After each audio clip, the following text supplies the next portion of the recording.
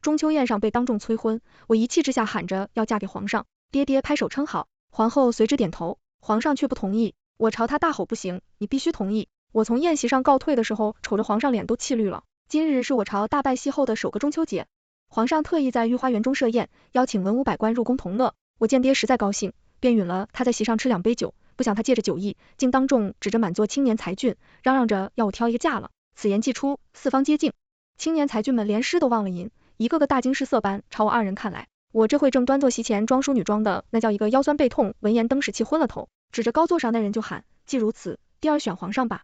这一嗓子掷地有声，震惊八座，那些个老学究端杯子的手都开始哆嗦。我心中暗自撇嘴，不怪他们如此讶异，谁叫我是上京城里赫赫有名的老姑娘呢？这是说来话长，我沈长英出身于定国侯府，爹年轻时靠真刀真枪拼了一身功绩，兄长沈长风更是青出于蓝，数月前刚刚斩下西夷王首级。作为侯府唯一的嫡小姐，我本是嫁谁都配得上的，只是世事多变。5年前，爹被西夷刺客重伤，兄长临危受命挂帅出征。当时我娘早已逝世，偌大的侯府竟一时没了主心骨，我只得接过侯府管家权，每日里操劳的无心婚事，一晃就耽搁到了20岁。为了把我嫁出去，爹这些年来四处张罗，日渐魔怔，奈何我都把适龄公子哥来回相看3遍了，愣是谁也瞧不上谁。我嫌他们拿腔作调，他们嫌我不似女子，险些要闹成仇家收回思绪。我看着爹瞪圆了的眼，没忍住，咧嘴一笑，叫你催，有本事你让皇上纳了我呀。出乎意料的爹，经过短暂的沉默后，竟露出了高深莫测的表情。他瞥了一眼得意洋洋的我，忽然抚掌大笑，吾尔有志气，既然你意已决，为父自然支持。我咧开的嘴僵住了，没等我回过神来，又听了一声轻笑，高座之上，头戴凤冠身披凤袍的皇后缓缓开口，本宫也觉甚好，择日不如撞日，今晚便让安因侍寝吧。约在。许帝点点头，2人心照不宣般对视了一眼，张口便吩咐宫女扶我下去准备宴上。众人被接二连三的变故噎得目瞪口呆，眼见宫女们上前拉我，竟无人出声阻拦。我奋起挣扎，混乱中瞥见自始至终呆愣原地的年轻帝王，下一瞬，只见他猛然回神，抬手扔了杯子，冲着皇后诺儿咆哮，朕不同意。一番争执过后，双方各退一步，决定容后再议，暂且派人把我安置于偏殿内。我大为不解，出离愤怒，深觉他们3个都吃错了药，这还要从我们的关系说起。娘亲离世那年，我方5岁，兄长也不过10岁，爹当时任职太子武教，每日里都要去东宫教习武艺，担心一双儿女无人照料，干脆拖家带口住进了东宫。我兄妹2人便这样认识了太子萧雨安和他的伴读灵马，很快混在了一处。那时的太子殿下看似端着一张脸，则对我颇为骄纵。这样说吧，即便我拿东宫硬件甩着玩，他都能夸我一句甩得好。相较而言，兰姐姐反倒更加严厉。管姐姐全民林婉儿出身又相符，知书达理又才华横溢，是本朝第一个以女子深入东宫伴读的奇人。小时候逃学，只有她狠得下心来打我手板子。虽说他们后来成了当朝帝后，也很少与我相见了，但情谊却不减当年。故而刚才宴上我随口一说，本是玩笑之余，不可当真。即便要当真纵我胡闹，那人也该是皇上气到摔杯子的，才会是爹和皇后，怎么今晚都反了过来？我盘坐于榻上，叹出今晚第33口气时，爹喝完，姐姐双双造访府，一进门，2人便打发工人下去自寻了椅灯落座。我剜了爹一个眼刀，许是这目光实在凌厉，老头难得有些心虚。他伸手捋了捋胡子，这才开口道，啊，明日早朝第2亲去给你求到封妃旨意。我以为他还在说笑话，气得咔啦咔啦直捏手指骨，恨不得当场与他打上300回合。看我这般不服气的模样，满姐姐抬手就将茶杯重重一格，我就久远的一起被大收班子的岁月不由自主打了个寒战，只好不情不愿的挪过去。讨饶，我错了好不行，方才是我胡言乱语，你们莫再逗我了。婉姐姐用她涂了豆蔻的手指抵住我额头，略使些力气将我推开，旋即抿了口茶水。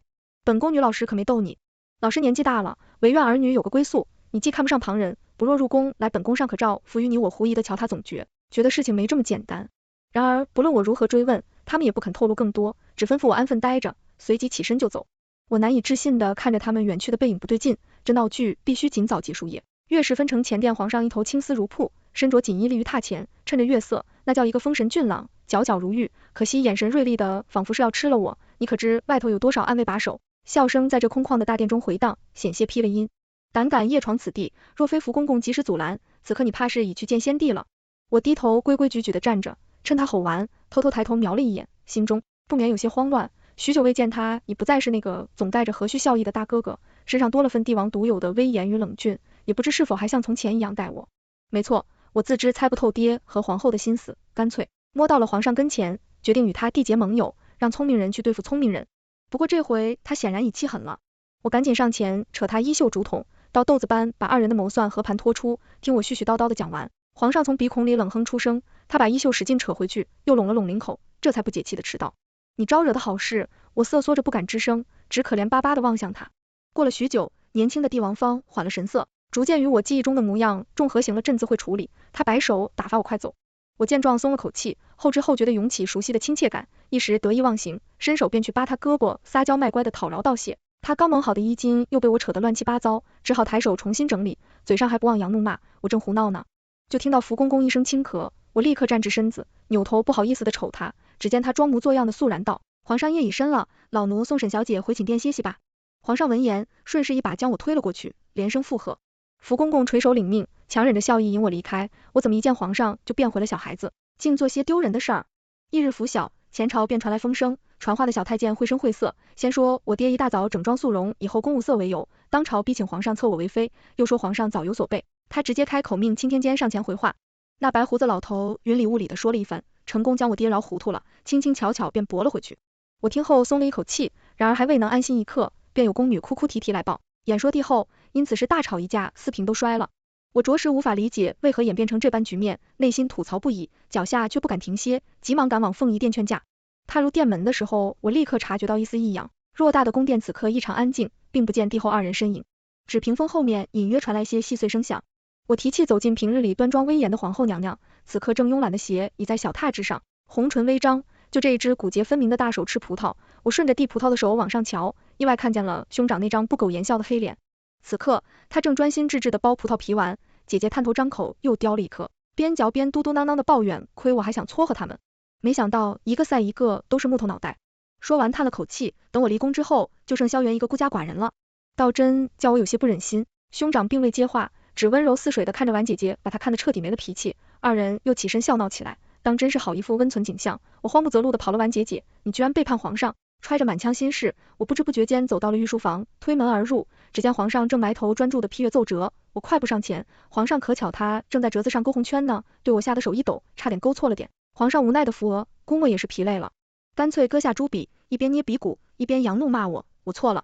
他见我一脸懊恼，便端起手边的茶盏，轻抿一口，示意我有话快说。我张了张嘴想，你将刚才所见所闻尽数告知于他，却怎么也说不出口。若是贸然揭穿真相，只怕会将整个侯府和婉姐姐都置于险境，皇上也会因此伤心难过。可若是选择沉默为，又如何对得起自己的良心？一时之间竟两难抉择。见我站在那欲言又止，皇上茶也不喝了，起身担忧的摸了摸我额头，发生何事了？我没有回答，只是默默的摇了摇头。他先问不出什么，只好吩咐宫女们在侧殿布扇，亲自拉着我走了过去。我被伺候着洗手落座，精致的雕花铜鼎中，淡淡檀香袅袅升腾，镶金的龙纹玉桌上各色珍馐满目琳琅，我对着满桌佳肴却提不起任何胃口。皇上疼惜的看着我，亲自执勤，愉快越过面前的青菜豆腐汤，给我加了块红油板鸭。我食不知味的尝了一口，依旧默不作声。他忍不住主动开口，还在为婚嫁一时忧心。朕知道老师催你催得紧，明日朕召他入宫谈谈，便是你且安心用膳。字字句句无不透露出关切之意。我听得险些要落下泪来，只觉良心更是难安，干脆再加块辣子鸡去堵他的嘴。不是我接着加了朝天翅，这羊肉会先把他碗碟都堆满了。皇上被我逗乐了，忍不住笑出声来。这一笑宛如春风拂面，直吹得我晃花了眼。突然之间福至心灵，不如就顺了爹和婉姐姐的意呢。若能哄得皇上喜欢，我不仅可以成全兄长和婉姐姐，他也不会过于伤心了，简直是两全其美。思到此，我终于艰难启齿，皇上，让臣女反悔了，您能不能纳了臣女？春风拂面般的笑容戛然而止，皇上迷茫且震惊的瞅着我，好大一会才气若游丝般开口说道，婚嫁之事不可儿戏，朕希望你能认真些，寻一个心仪之人。我又急又心虚，冲动之下脱口而出，我心仪你。话音落下，我才意识到自己说了什么，轰的一下红了脸，不敢面对风中凌乱的皇上。我麻，逃离了现场，我蜷在警被里，心跳宛如脱兔，然而话已出口，无论如何也得硬着头皮走下去，必须让皇上纳了网。打定主意，我一咕噜爬起来，伸手从枕头底下掏出珍藏的花盆子，打算挑灯研习，追人指导。但黄书页上娟秀的簪花，小楷一字一字铺开，月色朦胧，贵妃手捧鸳鸯密戏图，朱唇轻启愿与君王共戏水，情深似海不分离。帝王勾起宠溺的微笑，便寻一世荣宠，共赴风月无边。这都是什么虎狼之词？我面红耳赤的扣上书页，深深吸了一口气。当务之急得先找到一张鸳鸯密戏图，趁着夜色尚未完全褪去，我悄悄溜出了宫，一路寻到了醉花楼。醉花楼的姐姐们甚是热情，我滚了满身的脂粉香气，才求得一张差不多的粉帕子。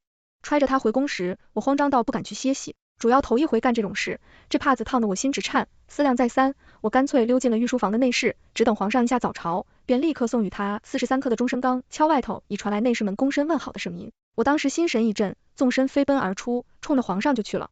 不等他伸手阻拦，我唰的掏出帕子，3下5除2塞进他手里，迅速又干巴的念道：愿与君王共戏水，情深似海不分离。忽终于念完了，下一瞬福公怀里的佛尘啪嗒摔在了地上。我回头望去，只见殿下站着123455个瞪眼睛的老头，以及一个刚打马上任的探花郎，正偷偷冲我竖大拇指。爹呀，儿给侯府丢人了！我拔腿欲跑，却被皇上抖着手拉住了。紧接着，震耳欲聋的咆哮声响彻大殿。沈长音，你脸上的口脂是怎么回事？出师不利，那一日皇上并未和我负什么风月无边，反倒命小宫女们将我来来回回写了3遍，几乎要洗去一层皮。我痛定思痛，再一次掏出画本子，打算寻些温和的法子。月色朦胧，贵妃手捧羹汤，朱唇轻启，陛下辛劳，臣妾特为您熬此汤解乏。帝王勾起宠溺的微笑，羹汤虽好，怎及爱妃倾国之色，不若早些安歇。懂了我信心满满的合上书页，决定这回亲自动手，不再假手于人，念头既定，我飞身前往御膳房，当值的胖御厨甚是热心，得知我的来意，立刻慷慨的贡献出他珍藏多年的炊具。那架势仿若要把毕生所学都传授于我，可惜了，我与这图实在缺乏天赋。一番煎炸烹炒之后，御膳房被我炸穿了顶。皇上闻讯而至，看着我被烟熏的黢黑的小脸，他好险，一口气没上来。沈长音，你是在找死吗？说完，他急急把我拎起来查看一番，生怕我被炸出什么。好歹见我一直不答话，他索性伸手抱我起来，吩咐福公公快去请。太医随即领着一行人浩浩荡荡往承前殿走去。我自知又闯了祸，郁闷的窝在他怀里不敢动，不想比肩却嗅到一股熟悉的龙涎香，心情陡然变得甚为愉悦，就好似回到了小时候，无忧无虑，赖着他的时光，愉悦的心情一直持续到御医赶来。老御医搭着我的手枕了又枕，看我生龙活虎的模样，很享受，并无大碍。然而身后皇上阴沉了一张脸，只盯着他，浑身发毛。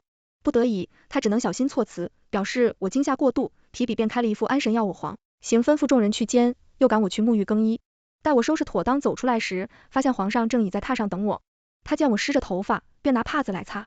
许是余怒未消，他很是使了些力气讲，不柔的来回摇晃，一直到头发擦得差不多了，他才把我拉至小榻坐下，正色问道：你到底想干什么？想嫁给您。我小声嘀咕，一时想嫁，一时不想嫁你，把朕的后宫当戏吗？他直接气笑了，我无言以对。但想到婉姐姐和兄长的糟心事，又只能继续跟他表决心，这次是认真的。他闻言头疼的直揉额角，此事并非你想的那般简单。算了，都解释不清，话说一半，止口不言。我被勾起了好奇心，正想追问，此时福公公却端了药碗上来，皇上赶紧，结果塞我手里，借机阻止我说话。我无奈端起药碗，正准备一口气干了鱼，光却瞥见皇上长身玉立的身影，鬼使神差般想到书里某些不可言说的画面，这大好时机，莫不如拼一把。于是我故作一副为难的样子，又把药碗塞回给他扭，跌倒，皇上药好苦，您能不能为臣女喝呀？说完，我飞快地凑上去坐了他一头，要这样胃疼药碗摔落在地，萧雨安吃红了眼，是你先招惹我的。说完，他猛地拉过我，我与皇上很是尴尬了，几日双双，装躲着对方走那晚的最后，我惊慌失措下直接推开了他，随后他也匆匆离去。我独自蹲在廊下，神思恍惚的发呆，心中一时欢喜，一时慌乱，只觉这辈子没这样苦闷过次。在此时，御前大宫女飘然路过他，拉起我便走，月色甚美，姑娘何不前往御花园赏月散心？我正是恍惚，也未深思，跟着他便走了。等到了御花园，才发现皇上和福公公也在此处两个。宫里老人对视一眼，纷纷找借口退了下去，留下我和皇上在那大眼瞪小眼。两人默契的均未开口，好大一会才慢慢沿着小路并肩而行。今晚月色朦胧，趁着气氛和谐又暧昧，让我纷乱的思绪难得安宁下来。只是这安宁并未持续太久。走至半路，突然听到假山后面传来些窸窣之声，我忍了又忍，着实没能按住那颗熊熊燃烧的八卦之心，于是蹑手蹑脚的拉着皇上去看好一对为爱相拥的有情人。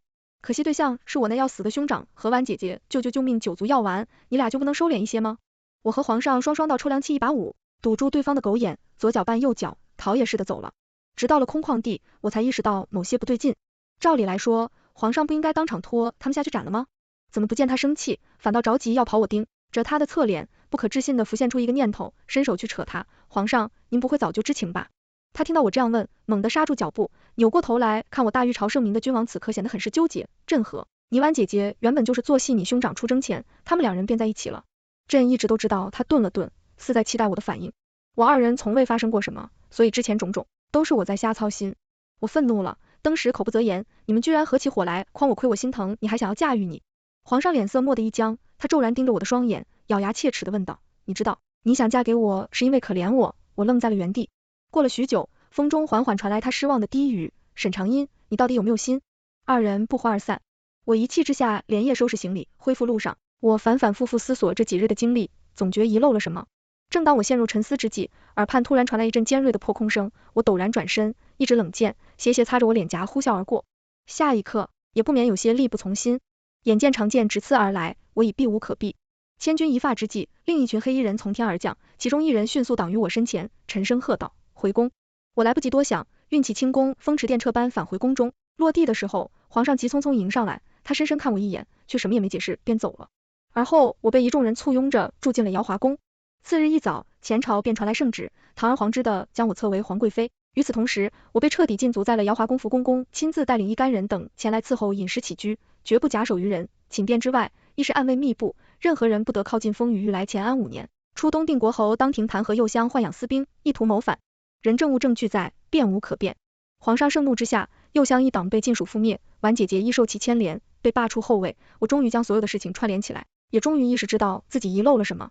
权倾朝野的右相，年轻盛名的帝后，行为反常的3人，以及那晚莫名其妙的刺杀，原来我竟是引螳螂入局的那只缠禁族另一姐。我即刻赶往凤仪殿，殿内一切如旧，婉姐解素已速发，静静倚在雕花窗棂前，正恬然自得的赏雪景。瞥见我的身影，她眉间轻轻一蹙，颇有些不解的向我招手。我注视着她，小夏却纹丝未动。婉姐姐，我声音微颤，你们要我入宫，是想借此引右相出手吗？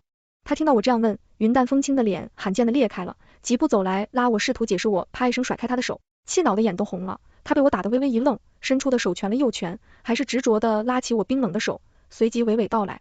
她说，扳倒右相的计划，他们很多年前便着手准备了，我爹如此着急的将我许配人家也是怕是有不成恐牵连于我。